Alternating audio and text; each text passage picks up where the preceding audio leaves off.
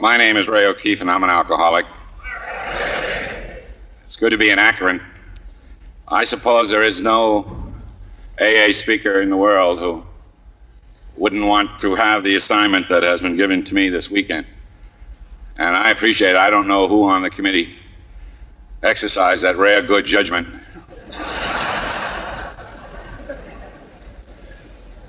I know Sam fairly well now, and I know it couldn't have been him.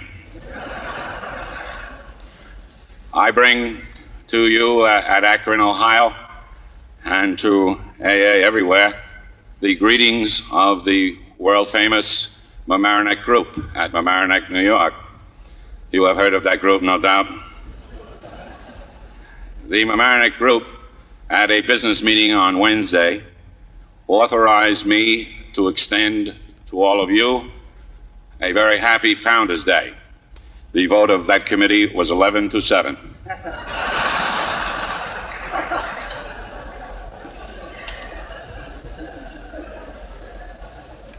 By the time I get back to Mamaroneck, the 7 dissenting members will have formed a new group, which will probably turn out to be a better group than our group. Everybody, I think Sam has introduced everybody in the room, but he overlooked one very important member. Stand up, Pete. There is a member here from the Mamaroneck Group. There he is.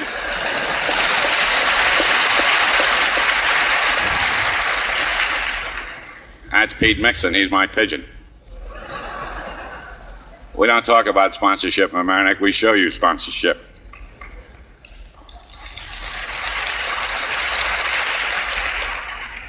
As also one of the great honors that have ever come to me was to be able to go from my home up to Lois's home Friday and make sure that Lois got to the airport. And that truly was a great honor for me and for another member of our group who drove the automobile. I also bring you greetings from my wife, Stephanie. I was really surprised that Lois could be here. My wife Stephanie and Lois are friends, and I thought Lois would be with Stephanie. Stephanie is attending a very, very super meeting of the Al-Anon family groups, which is meeting in the Mother Church of Al-Anon, which is Our Lady of Perpetual Revenge.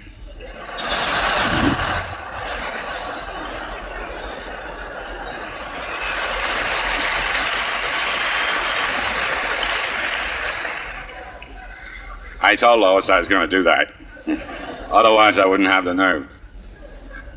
Let me also tell you that although anybody in AA would really love to be here and to speak, at Akron, I have a connection with the state of Ohio that I would be remiss not to mention while I'm in Ohio. I have been traveling in AA for a number of years, speaking around, and when I first started to do that, one of the first places I ever attended was the Punderson Park Conference outside of Cleveland. And the world has turned over many times since then, and I have never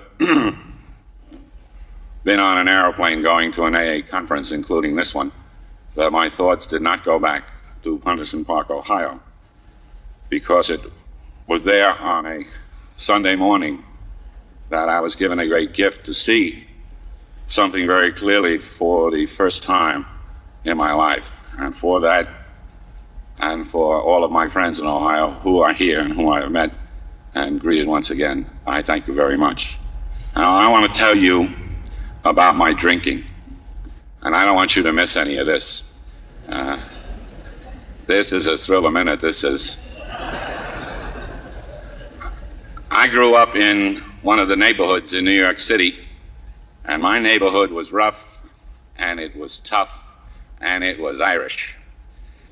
Now, I don't expect you to know anything about this in Ohio, but they drank in that neighborhood. You would actually see people on the streets intoxicated. Oh, this is a terrible thing for a young man to be subjected to. If you look at my house, you'd see a little drinking. My mother, the widow O'Keefe, was known to take a drink from time to time, and if the pressure got on, Kitty would go for the light wines and spirits. and something would fly, usually one of the children. My brother Billy, on the other hand, was a very bad drinker, and in a neighborhood of Irish drunks, my brother Billy stood out as a drunk.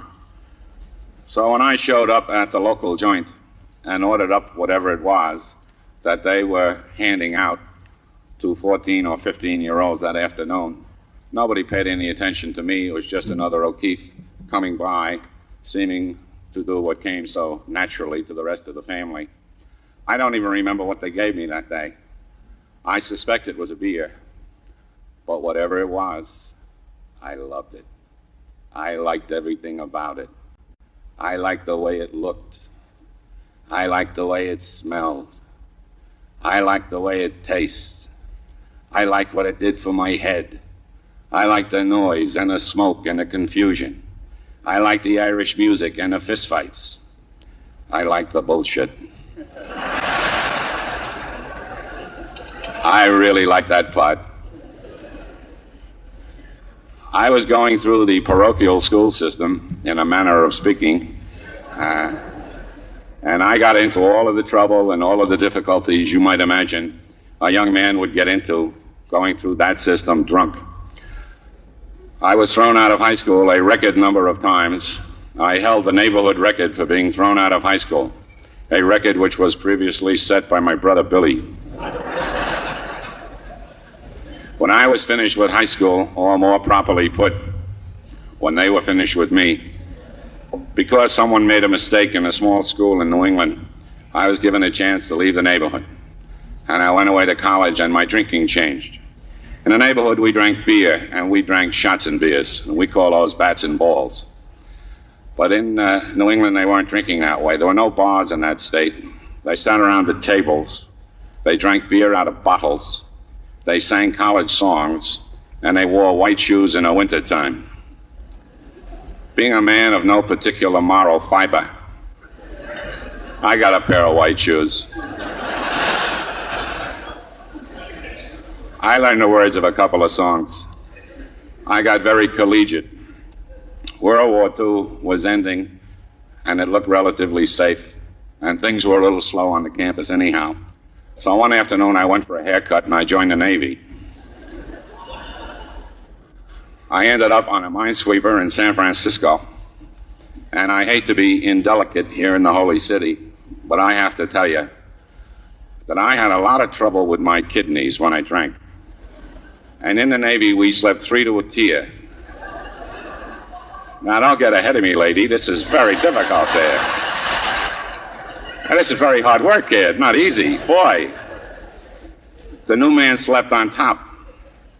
I came back from my first liberty with all the beer that I could buy and me, and I had one of these rare nephritis attacks. I met the guy that slept below me that night.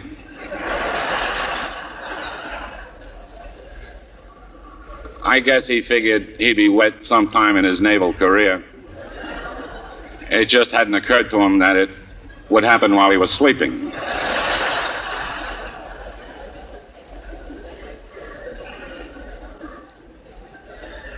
I was immediately transferred to a lower bunk.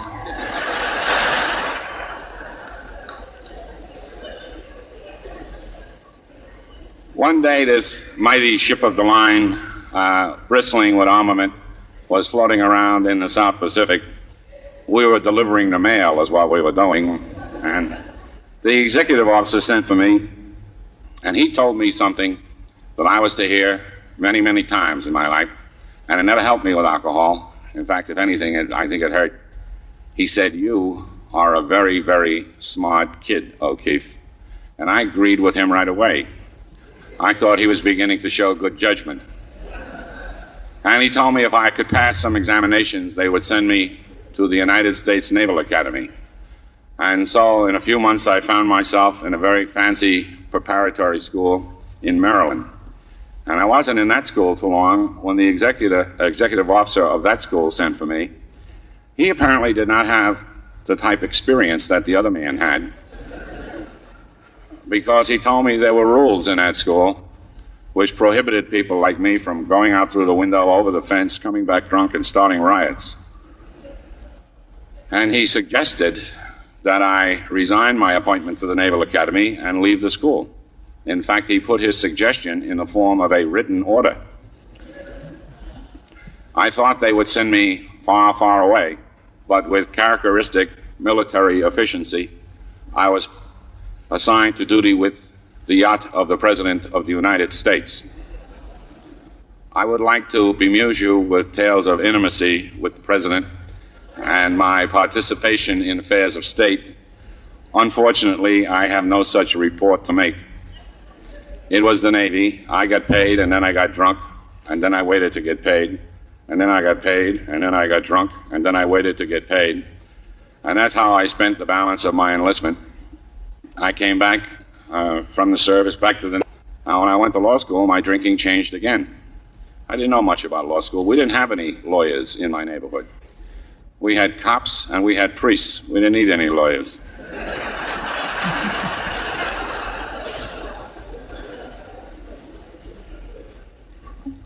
I hate to be disloyal to the profession, but I have to tell you that when I got to law school, I found I was in the company of the biggest collection of stiffs that had ever assembled under one roof. These guys were very deadly. They all wore a blue suit, and they all had on eyeglasses.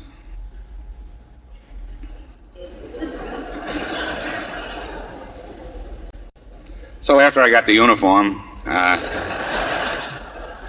I looked around for a companion, someone to drink with. My mother always told me, play with nice boys your own age. But nobody drank in that crowd. They all studied. They were all studying away. So I became the biggest grind they ever had in that school. And I didn't drink at all in my first year, and very rarely in the next 2 years, except during the summers when I worked in hotels and got to drink for nothing. As a result, when I came out of school, I was taken into a large, white, Wall Street Protestant law firm. They hired me as sort of the resident immigrant.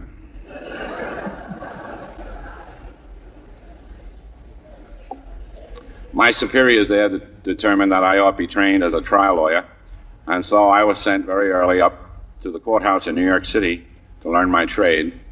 And I wasn't in the courthouse very long when I discovered that the wise guys were across the street in a saloon. So I moved my office into a saloon, and I got a little credit and a priority on the phone, and I learned to drink in a different, more civilized, more genteel fashion. Very few members of the profession were knocking down bats and balls where anybody could see them. I discovered scotch in a tall glass with water and ice, and you sip on that. It takes a little while, but it gets the job done. I was introduced to cocktails. If anyone had ever ordered a cocktail in my neighborhood, it would have started World War III. I was introduced to all of the mysteries and all of the ritual that surrounds the very, very dry martini. And to this day, to this minute, my love, my admiration, and my affection for the very, very dry martini is surely the greatest case of unrequited love the world has ever seen. I was so loyal to those things, and they destroyed me. After about a year of this civilizing process, it became necessary in my natural development that I be married, and I had located a lady, or she had located me. I'm not sure how these things work. I met Mrs. O'Keefe, my wife, my current wife. I always call her my current wife. I find it keeps her on her toes.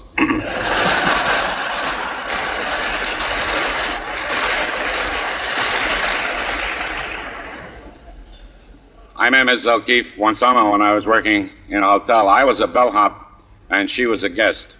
And that pretty well characterizes the relationship right now. Mrs. O'Keefe was from a totally different background than mine. She was raised on a hill somewhere in Westchester County in New York, with a home and devoted parents and servants and a fence and a dog. In a word, her family had a buck. Now, I drank a lot in those days, but I knew what was going on. I will not burden you with the details of my wedding day, but I assure you that when the O'Keefes from the Bronx hit the Westchester Country Club,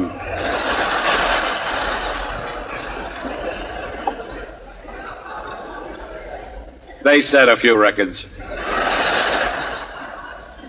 My Uncle Bernie hit a waiter. Other than that, it was an uneventful day.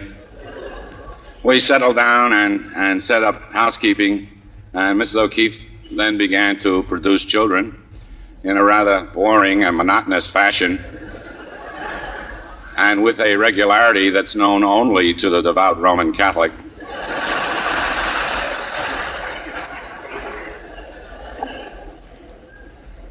After about the second or third of these wonderful events, I received a phone call from the dean of the law school I had attended, and the dean invited me to come see him, and I went to see the dean.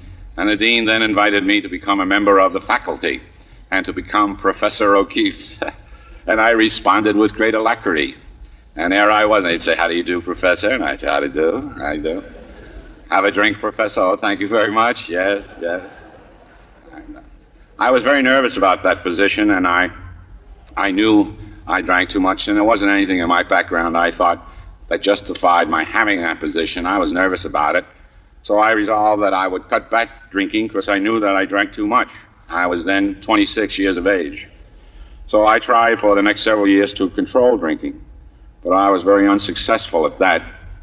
I only knew really the one way to drink. My brother Billy taught me how to drink. I only knew one way. I drank until I fell down, or something happened. The place went on fire, or the police arrived, someone died. I used to wonder where everybody was going.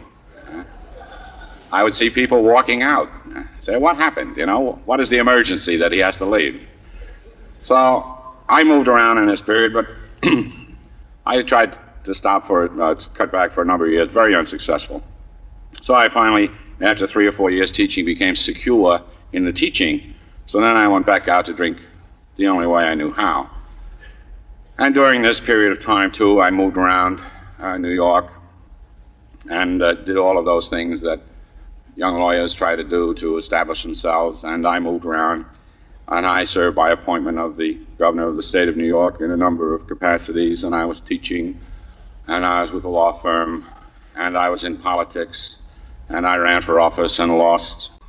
And I did a lot of things during this period of time. I won't go through it for you. You can tell just by looking at me how substantial I am. The only thing I remember now with any satisfaction at all that I did during that period of time was to be associated with a group of men in the early 50s who surrounded the candidacy of a young senator from Massachusetts that you will remember, I'm sure. And in this period of time, too, Ms. O'Keefe and I purchased a large, semi-authentic colonial home in a village called Larchmont, New York, a village which abounds in semi-authentic colonial homes. And we had it up to 5 or 6 children, and the usual number of motor vehicles, and the usual memberships in the usual obscure clubs. And I was running around the city of New York and teaching and one thing or another. And had you asked me in those days how I was doing, I would have told you that I was doing very well. In fact, whether you asked me or not, I would have been delighted to bring to your attention my version of the American dream. The truth of the matter was that at this time, at age 34, I had become a terrific daily drunk, and my day would have killed a lesser man. I used to come to in the morning in that wet bed because the problem with the kidneys had continued unabated all those years. And I would struggle out of that damp sack, and I would begin my morning calisthenics. My calisthenics were performed kneeling on the floor of a bathroom with my head in a bowl. And I would have all the water running, the water in the shower, and the water in the sink, and the water in the tub, because I did not want Mrs. O'Keefe and all of those little O'Keefes to know that Professor O'Keefe was dying. I would struggle downstairs, much like Santa Claus, carrying over my shoulder a sack of wet laundry, because Ms. O'Keefe told me that the diaper service was for the children.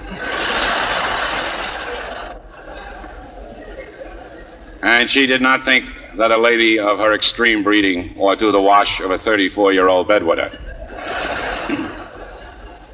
If you can imagine a man of my stature in the community starting off each morning with a load of wash. But once I got my wash out of the way,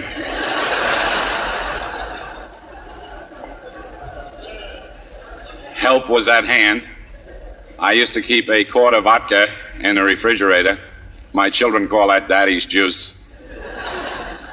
And I would take a few bangs on Daddy's juice, and then the question was, would I throw up in front of all those people? I knew if I lit up a cigarette, it was all over.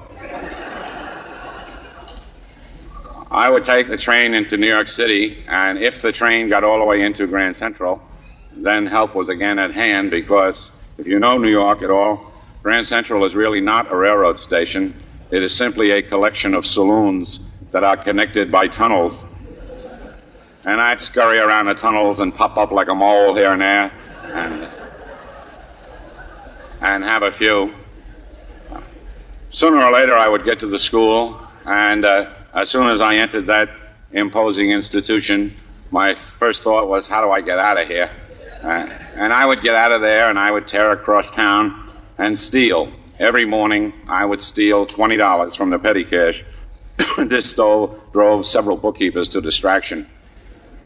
But every morning, I make my lightning raid on the petty cash, and then I'd be out in the street and into a taxi, and I'd go to where I really belonged, to my first parish, the bar room down by the courthouse.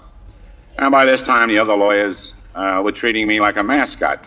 And they'd say, here he comes, and I'd throw it up, and the bartender, and I'd have one, and the bartender would have one, and they'd buy one, and I'd buy one, and maybe we'd order some lunch, and maybe we wouldn't, and maybe we'd move some cases, and maybe we wouldn't, and maybe we'd get some work done, and maybe we wouldn't, but that booze would keep coming at me.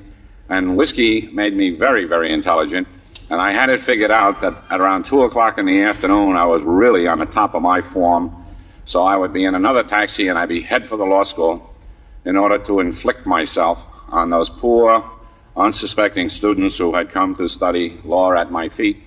And I would shortchange those poor kids, and I'd be out of there, and I'd be in another taxi, and I would tear across town back to Grand Central to commute. Now, even though I grew up in the city, I understood the theory of commuting. Commuters are entitled to a drink before they get on the train. So I'd have 10 or 12. And then I would take a train going north. It didn't have to go to Larchmont. North was good enough for me. I got to see a lot more of Stamford, Connecticut than any civilized man ought to, I'll tell you that. I would arrive home sooner or later, mostly later, and bounce off a few walls and find an old cheese glass that some kid had left laying around and fill it up with what was left of Daddy's juice and inquire if anybody wanted a martini. But I was the only one that drank in that house. So I'd have a few pops, and I'd eat or not eat, depending on my mood. Evenings, I would spend in civic endeavor. Civic endeavor by me was cracking up the car, throwing up on some hostess's rug, or playing a little grab-ass with the ladies of Larchmont.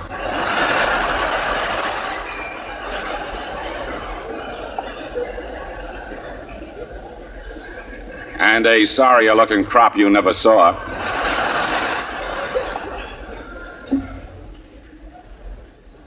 Most evenings, though, I would just stay home and vegetate.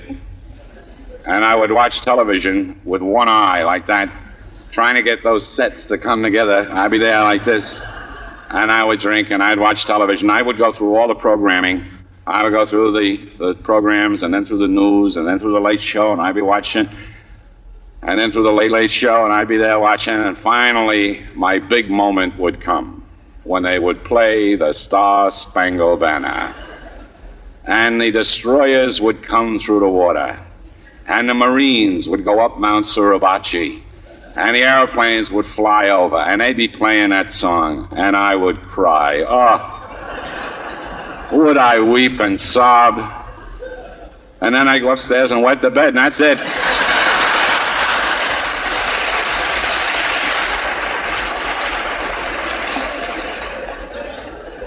I was a great leaker, I'll tell you. from all ends. Now, this is not just once in a while. This is every day. Weekends I would save for binges. And if everybody minded their own business, I could get drunk 3 times on Saturday and 3 times on Sunday. Well, as everybody who's ever been married can tell you, while all this was going on, Mrs. O'Keefe was not entirely silent. From time to time, she would have the temerity to suggest that there was something radically wrong with the way I drank. But I would pay no attention to her. Why should I listen to her? First of all, she's a woman. Women don't know anything. Secondly, she is not an attorney. And I would tell her that. And then I would argue with her. I would start the argument. And I would say, I don't drink that much. I really don't. I don't drink that much. I don't even drink as much as my mother. And she would say, nobody drinks as much. And I would say, now that did it, and I'd be out the door. Well, this drove Mrs. O'Keefe to distraction, and so she betook herself to her physician, who, as you might imagine, is an obstetrician. And he couldn't find anything the matter with her until she told him that she lived with a drunk. And this explained her condition, and he told her a few things for me, and she came home. Well, we had a room in this house. It was a very pleasant room. It was like a den. It was a den. It was a panel room, and it had a fireplace. It was very nice. We don't live in that house anymore. We had some more children. We childrened ourselves out of that house. That is a polite expression of how we came to move. But I had in that room, in that den, I was very comfortable there, and I had erected in that room a shrine. Now, this shrine was not to any saint that you ever heard of. This shrine was to me. So on the wall of that room, there were pictures of O'Keefe with the great and the near great. There were diplomas and plaques and proclamations and mementos of political campaigns, all of which proved conclusively that I did not have a drinking problem. And I would sit there and watch the television with one eye, and I would drink, and they'd put on a commercial, and I'd look up at the wall, and I'd think, you're terrific, and I'd have another. Well, Mrs. O'Keefe came to pay a visit to the shrine this evening, and the message that she brought me was that her doctor, the obstetrician, had diagnosed her husband, the professor, as an alcoholic. I was outraged. I was easily outraged in those days. And I rose to defend myself, and I started my defense, and my first argument, which was a good one, I took a very strong position against doctors who would diagnose patients without having seen them. I was against that practice. Then I went into high gear, and I asked Ms. O'Keefe a question to which she has not yet discovered the answer. I asked her what kind of a man became an obstetrician in the first place.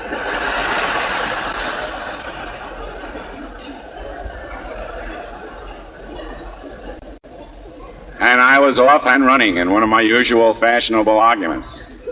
And then it happened. And I don't know how this happened. I cannot explain to you how this happened. All I know is it happened. I can't explain it. I can explain many, many other things to you, and I probably will in the 3rd or 4th hour of this wonderful talk that I am giving here. But I am unable to tell you anything other than this happened. In the middle of all of this, I suddenly stopped, and I admitted to Mrs. O'Keefe, for the first time I had admitted it to anyone, that there was at least the possibility that I drank too much sometimes. This was a very serious tactical error, because in a matter of days, I was a prisoner in a mental institution in Stamford, Connecticut. And I was only there a matter of minutes when I discovered a very serious architectural deficiency in the building. There was no doorknob on my side of the door.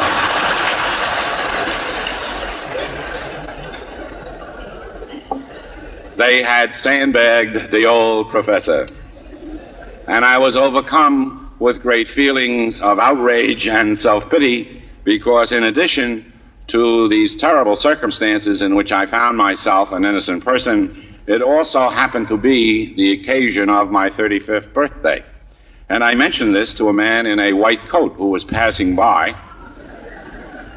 And I explained to him who I was and that on this very day, I had attained the age of 35, and therefore, under the Constitution of the United States of America, was thus eligible for the office of President.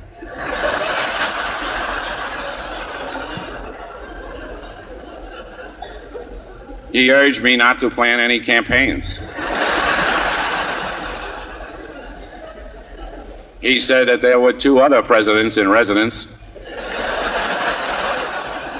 Washington and Jefferson, I think. He thought that the presence of a candidate would tax security. And he went away and he left me. And then I was left to do, for the next period of time, all of those warm and wonderful, interesting and happy things that alcoholics do when they withdraw from alcohol. So I did all of those numbers that you know about. I shook and I sweat and I went through the whole deal for a week or so. And I finally, as the doctors say, sat up and took nourishment.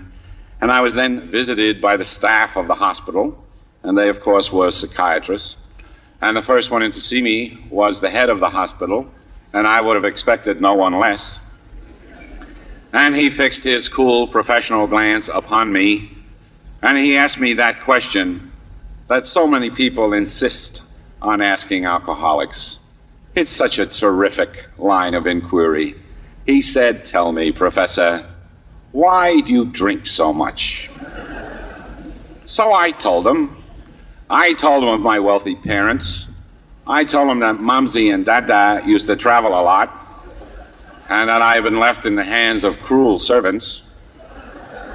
And I had become insecure and turned toward alcohol. And he was very sympathetic, and he went away. And a little while later, he sent one of his colleagues in, and this man, second one, came in, and he spotted around, and finally he asked me the same question. So I told him, after all, one doesn't lie to a professional. So I told him of my impoverished youth. I told him of the beatings I had received at the hands of my drunken mother. I even told him about the time my sister Marie stole my rubber duck when I was 3 years old. He was very sympathetic. He told me I had come to the right place. He said that it might take a long time. He said it might even be somewhat expensive. But with his help and with the help of medical science, one day I would drink safely again. And I said, "Thank you, doctor." He was my kind of doctor, that doctor. And he went out and left me. And then the next one came in, and he is the last psychiatrist I have ever seen, with the exception of one I drive to meetings now from time to time. Oh, it's not doing too well with this program. And this gentleman had dubious medical qualifications and a pronounced Middle European accent. And he was fascinated with 2 things. One was my professorial status, and the other was the fact that I was wearing sneakers in January. He found some mysterious relevance in the sneakers. And we had a long talk about the sneakers, and he finally asked me the same question. I gave him a sexual aberration that drove him out of the room. He thought he had been given a great degenerate to work with. And perhaps he had. Well, I wasn't as smart as I'd like everybody to think, because they had a staff meeting, and they talked about the fat guy in 102, and they came to the conclusion that there was a fraud in their hospital.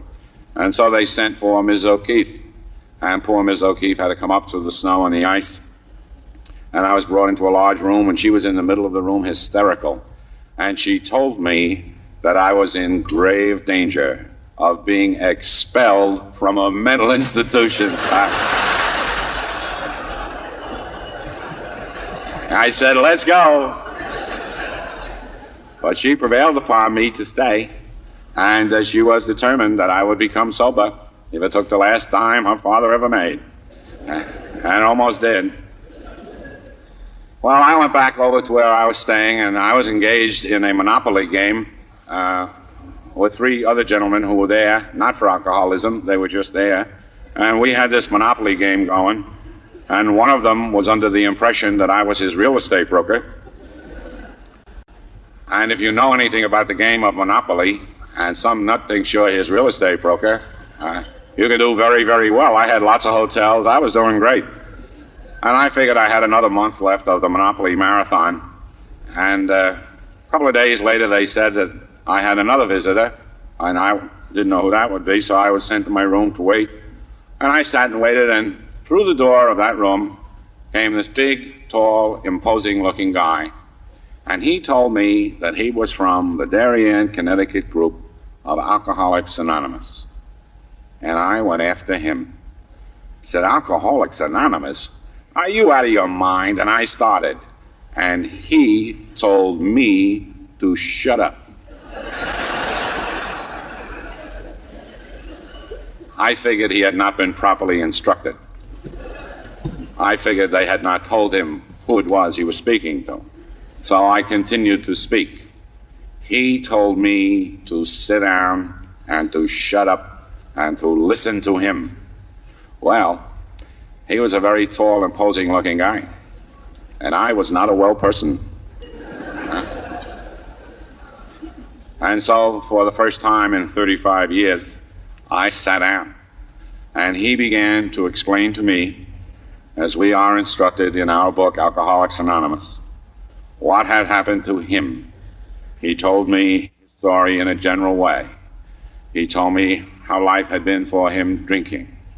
He told me how it was that he came to Alcoholics Anonymous, and he told me a little of how his life had been. And this is what I have been trying to tell you. And then he said to me, would you like to go to meetings? And I said, you mean outside to meetings? He said, outside. I said, I'll go. Besides that, he gave me matches. And nobody else had allowed me to have any matches. And I thought that showed a certain degree of confidence in me. And that's how it began with me. He started driving me all over southern Connecticut, and he took me around every night, and he made arrangements for me to go locally when I came home. And I came home, and I began to attend locally, and I don't really remember all of that very well. I was too new and too nervous and too afraid and too everything. And of course, the hospital had turned me loose with a large sack of pills that they insist on giving alcoholics. But I know myself fairly well now, and I figure my attitude then was I would come here to Alcoholics Anonymous. You would recognize me as a superior person. You would elect me your president. I was always president when I joined something. I would serve a term as your president. You would give me a plaque. I would put it on the wall of the shrine. And that's it, onward and upward. So it should come as no surprise to you, although it was a terrible shock to me, to find some 10 months later I was drunk. And this time, of course, I was drunk with a very great difference, because I had turned away from the great power that is in this program. And I was to stay drunk for a period of time. And I will not bring you through that period of time, because even now I get a little queasy thinking about it. But I will just tell you that it was, without question, the worst period of my life. It was murder. It was pure and simple murder. I never knew when I would drink and when I wouldn't drink. I never knew where I would be when I started drinking. I would drink a week, and then I wouldn't drink a month. I would drink a month, and then I wouldn't drink a week. I would drink, and then I would go to the meetings. And I would go to the meetings, and then I would drink. I never knew what would happen to me in this period of time. And things began to happen to me in that period of time. And things happened to me in this period of time that had never happened to me before. And I'm not talking to you now of things that happened to me in this period of time, which I no longer consider to be significant. I do not speak to you now of the fact that I was dismissed as a teacher and asked to leave my tenured position on the faculty. I do not speak to you now of the fact that I was in very serious, and I mean very serious, personal, professional, and financial difficulties. I do not speak to you of the fact that I had lost the affection of all those who were around me. All of this happened, but that is not what I am talking to you about.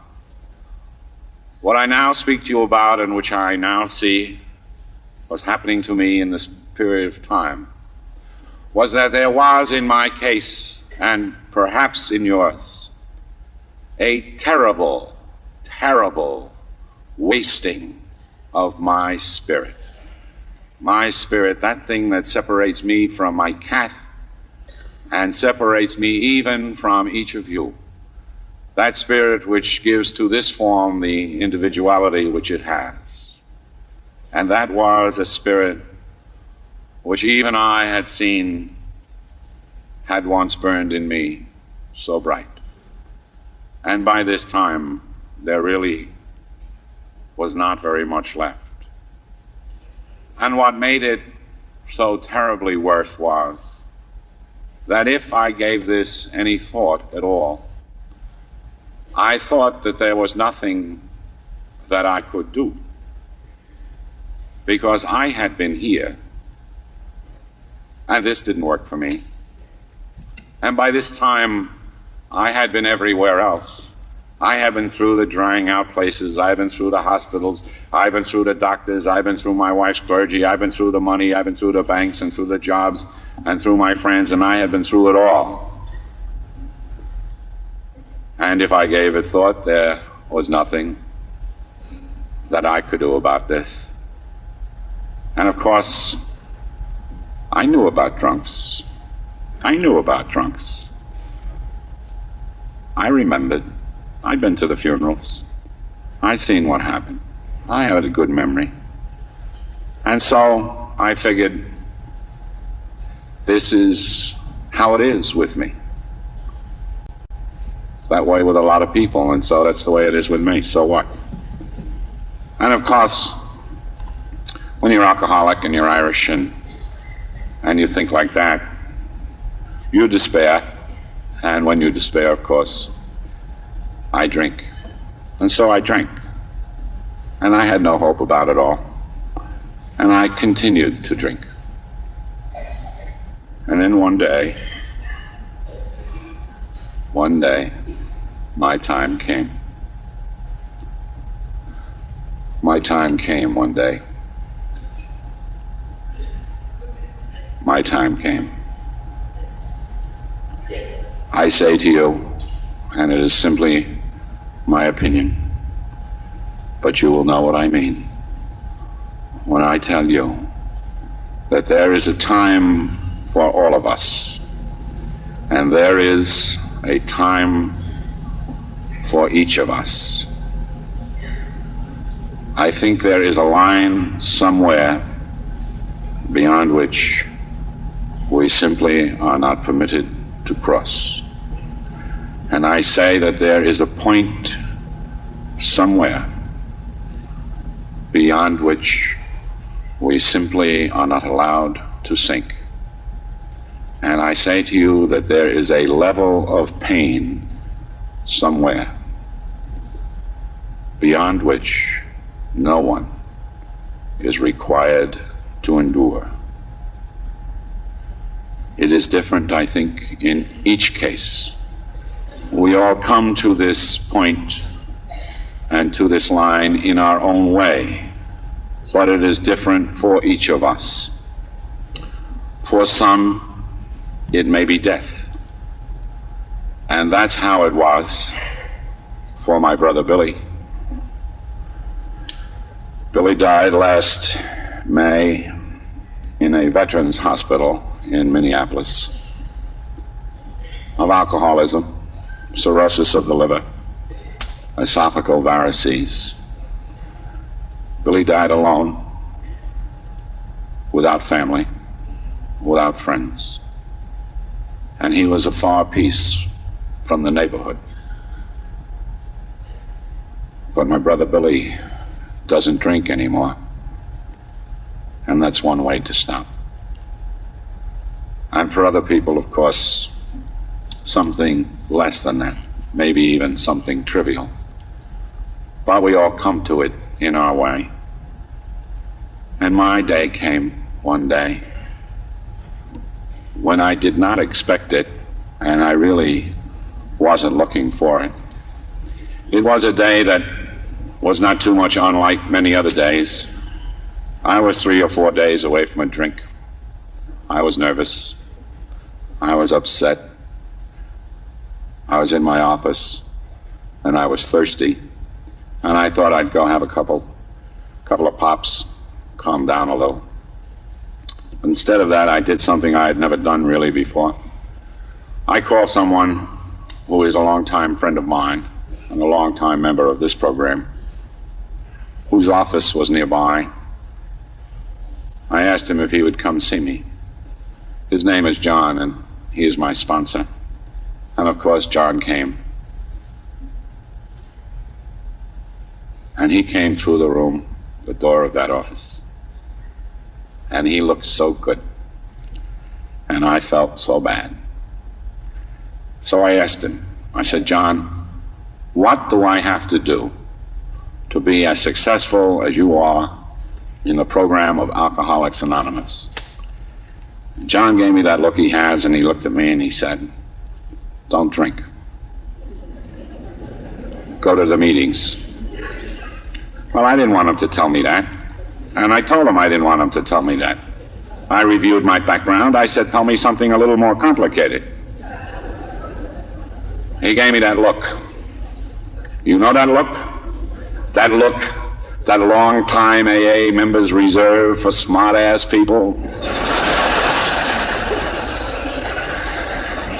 John began to explain it to me.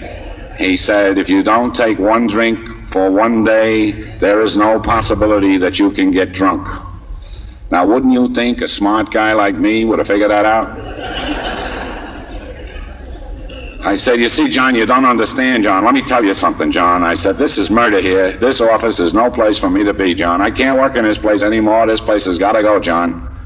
And John said, well, don't drink. And you go to a meeting, you'll be all right. I said, yeah, that's great, John. Now, let me tell you about home. Home is worse. She goes, John. That's it. That's worse up there. He said, well, that's good. Don't drink, and you go to a meeting, you'll be all right. So I said, John, now one other thing, and let me tell you about Bankers Trust, John. I'm going to sue Bankers Trust. I got this. They are saying very ugly things about me at Bankers Trust, and they're going to get theirs, John. And he said, well, good. Don't drink. You go to a meeting, you'll be all right. I sensed that there was no dialogue there, and so did John. He made a couple of phone calls, and he said, come on, Raymond, you're not doing anything. I'll take you home. So he took me up to Grand Central, and he stuck me on a train for Larchmont. It's about a 40-minute ride, and halfway up I reconsidered. You know, what did I call him for? What does he know? Nothing. That's what he knows. I'm a better lawyer than he is. I'm a better lawyer than anybody is. Don't drink. Don't drink. Don't drink, my ass, don't drink. Wait till this train stops. And that was my attitude when we pulled into the Larchmont station. And standing on the platform of the Larchmont station was my mailman, a guy named Al, who was then the chairman of the Mamaroneck Group. And Al said, get in the car. And I said, get out of here, Al. You know, I don't hang around with mailmen. Get out of here. He said, some guy named John called me from New York. You get in the car.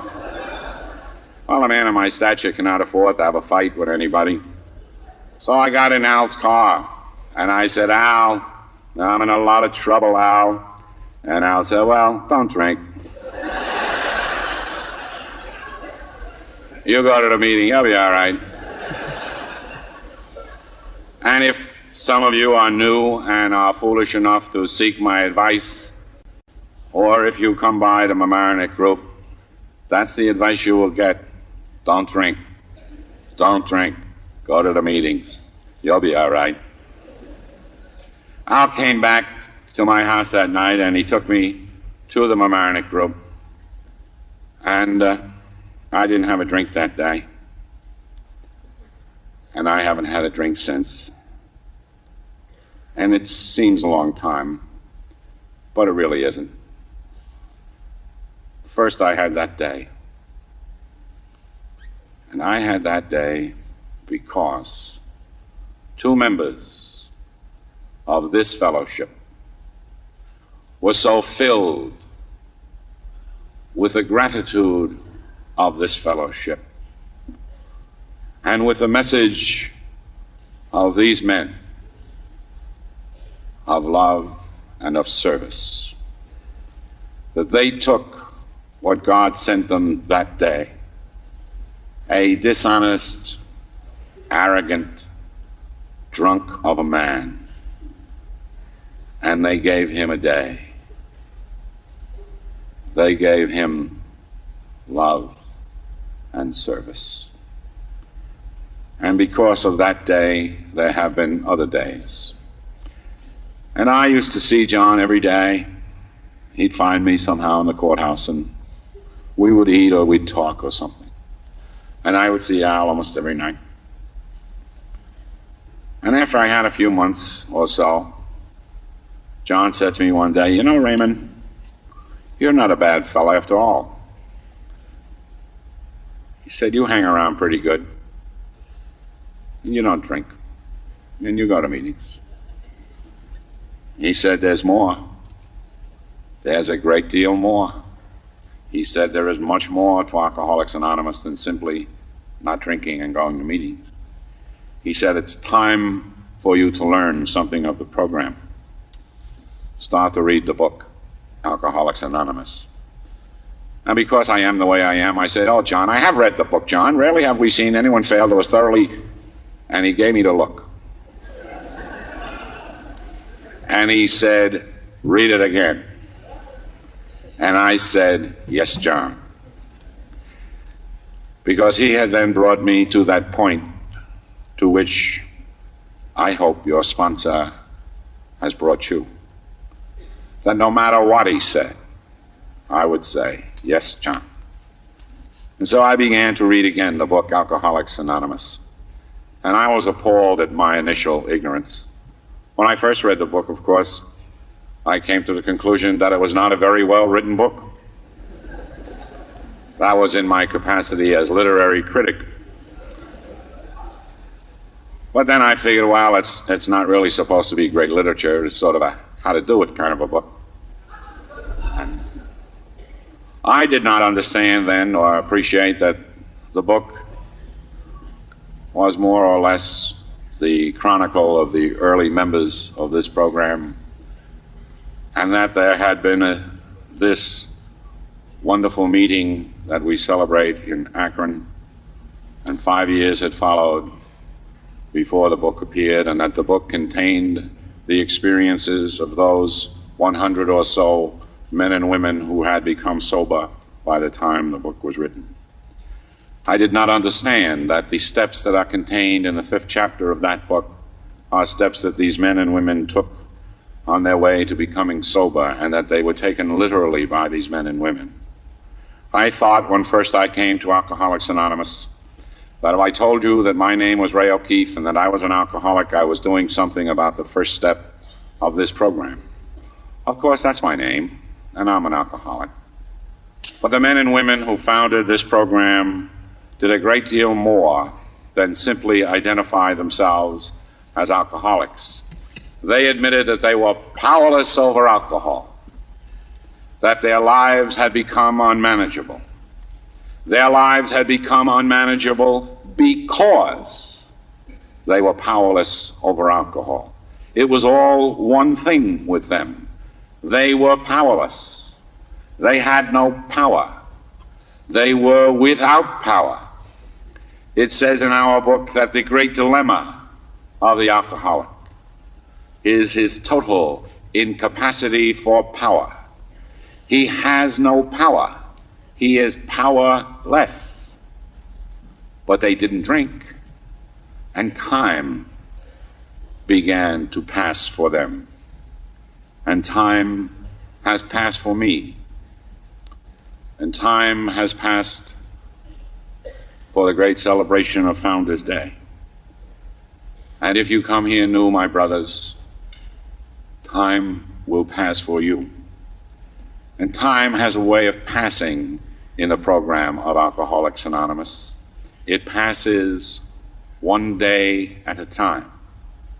And somewhere after this succession of days, these men and these women came to believe that there was a power greater than their own. And they believed that this power could restore them to sanity. And this was not just a casual observation that they made or an offhand reference that they shared. They believed. They really believed. They believed in a power greater than their own. And as they believed, I believe. I believe that a power greater than my own can restore me to sanity. And so firm and so real was this belief that they made a decision that they would turn over their will and their lives to the care of this power, this God, as they each understood him. And they were very, very bright. Because at a time in the history of this country when no one else had this notion, they conceived alcoholism to be a disease. They conceived it to be a disease that was physical and mental and spiritual, a disease of the body and of the mind and of the spirit. And when they stopped drinking, they found that their bodies responded rather quickly. And when they came to that belief, they began a mental recovery. That was a little slower than the physical recovery, but they could notice it. It was perceptible. And when they made that decision,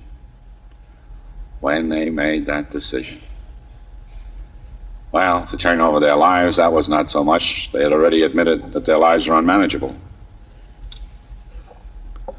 But when they made the decision to turn over that will, the alcoholic will, that thing, that was the thing that had me in all of that trouble for all of those years.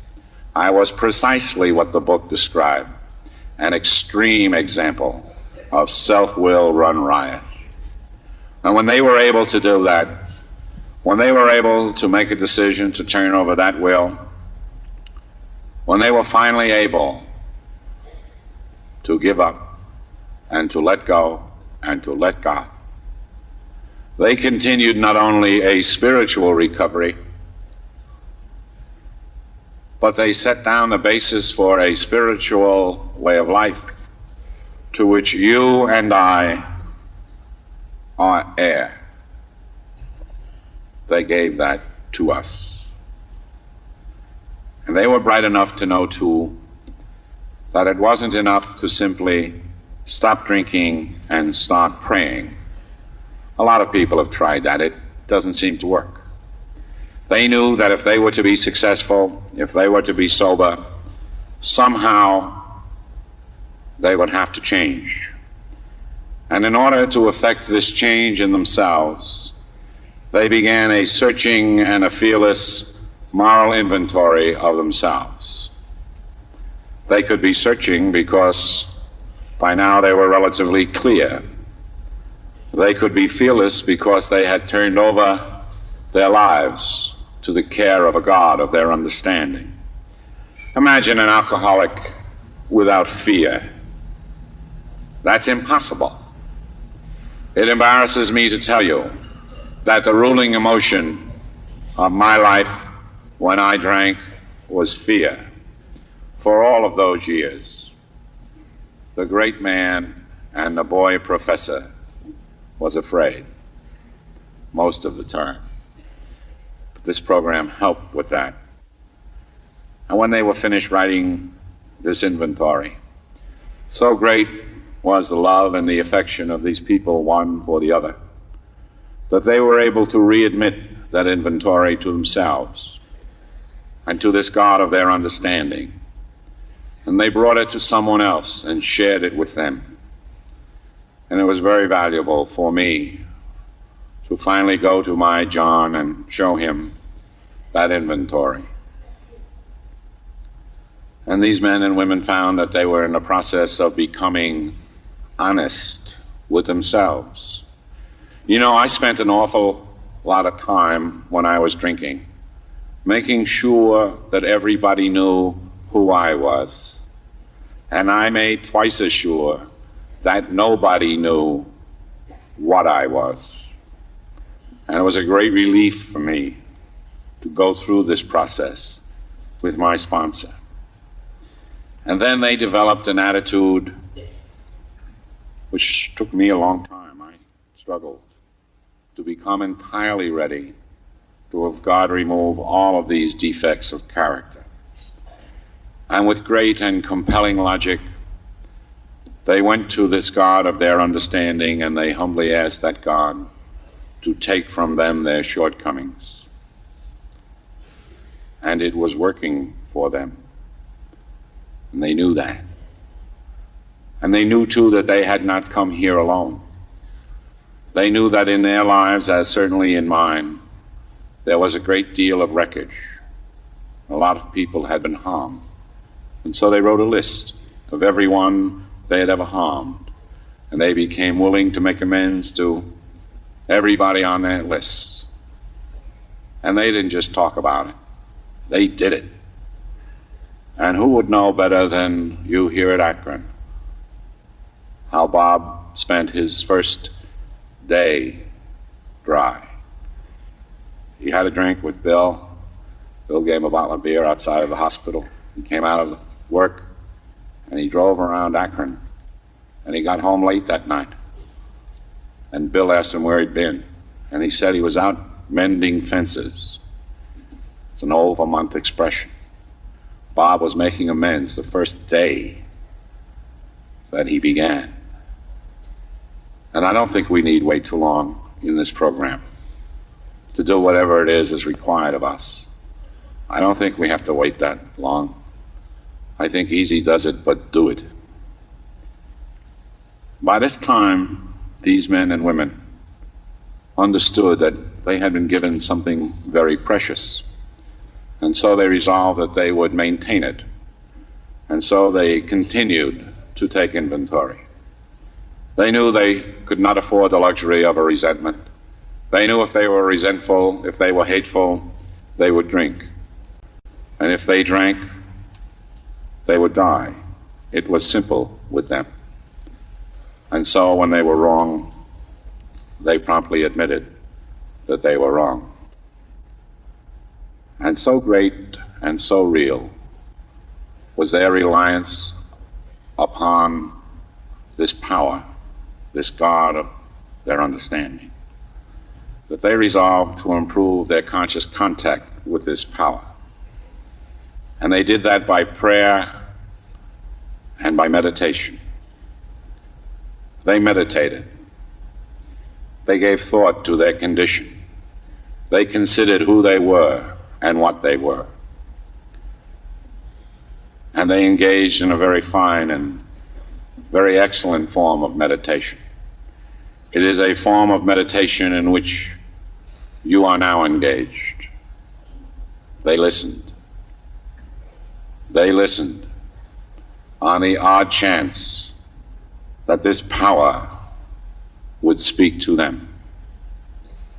And this power did speak to them in their groups, at their meetings. And then they prayed, brothers. they prayed.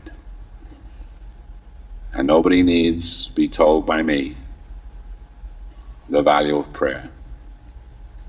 When they prayed only for knowledge of God's will for them and the power to carry it out. And a little later in their development, they came upon a prayer, and they thought it would help them. So they began to pray for themselves. And the only thing they asked was peace of mind. And so they prayed to God to grant them the serenity to accept the things they could not change. And they did change. Something happened to them. Something has happened to me. If you are new, something will happen to you. Something happens to everyone who comes here and puts this program into their lives. There was a great change in these men and women. There was a great difference between being drunk and being sober. There had been a great conversion of their values and a great substitution of their standards. And this difference in them, the difference between being drunk and being sober, they termed a spiritual awakening. And they had this spiritual awakening as the result of these steps. And it wasn't ever that they had been so bad. It was that they had been ill and the good in them was dormant. And now, as the result of these steps, there was an awakening of their spirit. And these were the men and the women who, at the beginning of this process, had admitted that they were helpless and hopeless and powerless. These were the ones who had no power.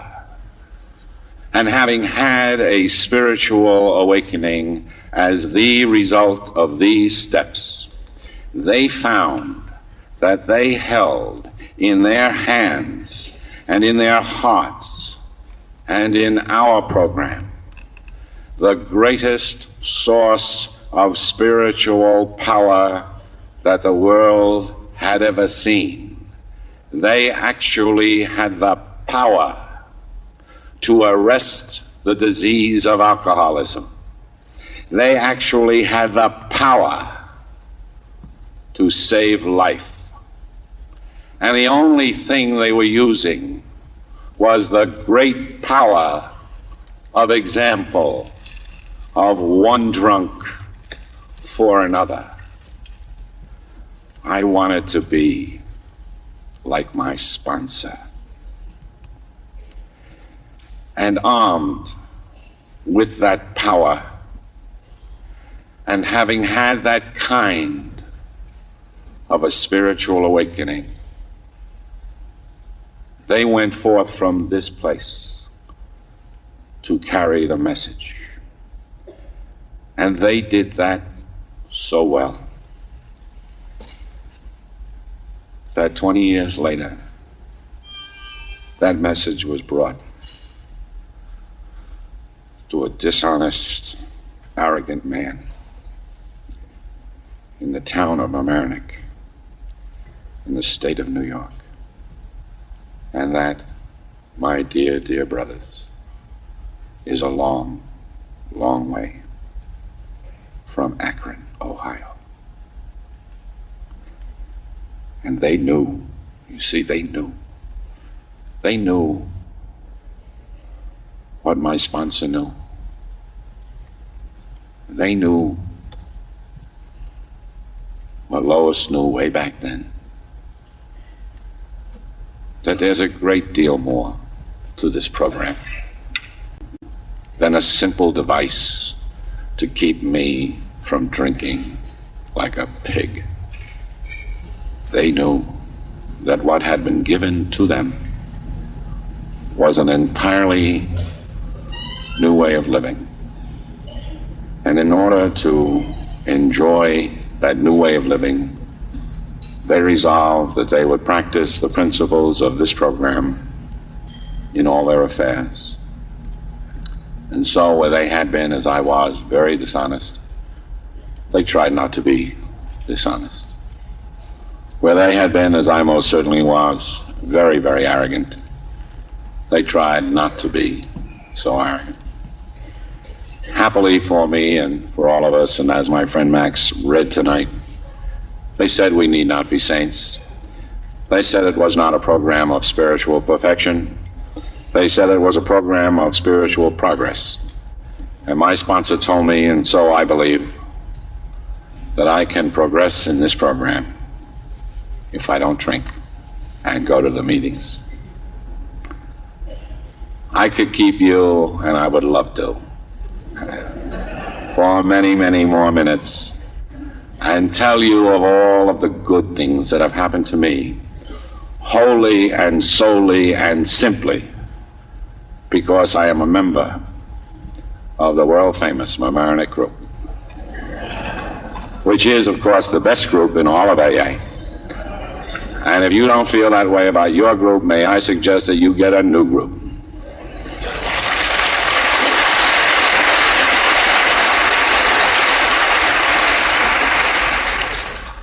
But I won't keep you that long. I'm ready for the dance.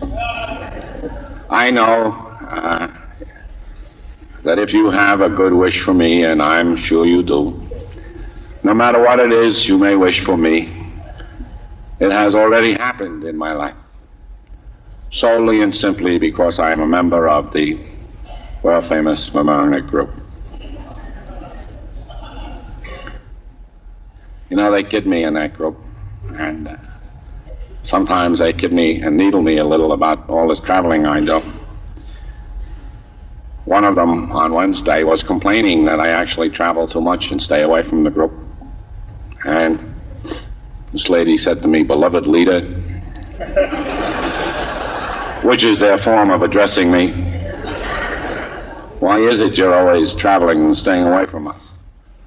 And I said, I have to go where I am going because I have a great debt to pay. And this is how I do it. I really don't like to be away too much from the Mamaroneck Group because I like to know what's going on.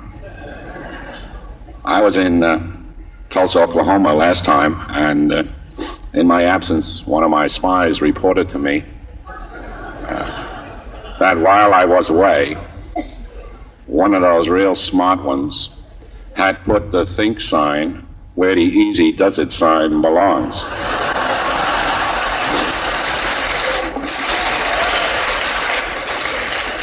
Now that's the kind of thing that I will not tolerate in that group. I one time sent a guy to the store to get coffee, and he delegated that to his wife, and she got the wrong kind of coffee. This kind of stuff can get us all drunk. I want nothing to change in that group or anywhere else. I want that room and this program to be precisely what it was when Al dragged me in there. I hope we add to it, I hope we improve it, but I hope we never change one word of it.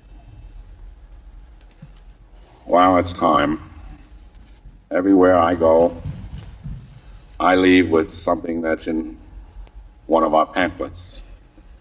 Indeed, I really hope that everything I've said to you from this program comes from some of the material. I really hope there isn't too much O'Keefe in all of this. We have a pamphlet called A Member's View of Alcoholics Anonymous, and it's a pamphlet that's near and dear to me. And at the end of that pamphlet, the author takes a biblical turn, and he reminds us of the time when John the Baptist was once again languishing in one of Herod's prisons. And John sent two of his friends to inquire of his cousin Jesus as to whether or not he was the Messiah. And so these two men found the Lord, and they walked with him a while. And they finally asked him the question. And they said, "Are you the Messiah? Are you the one we are to wait for, or shall we wait for another?" And the Lord really did not answer that question. But he said to them, "Go back to John and tell John only what you have seen and only what you have heard. Tell John that the blind see, and the lame walk, and the sick are made well. And tell John that the poor have the gospel brought to them."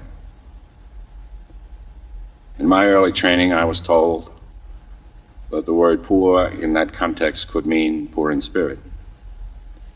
And everyone knows that the word gospel simply means good news. And so, my dear brothers, here at Founders Day in Akron, if you will accept a report from me based upon my years in Alcoholics Anonymous, I will tell you only what I've seen and only what I have heard.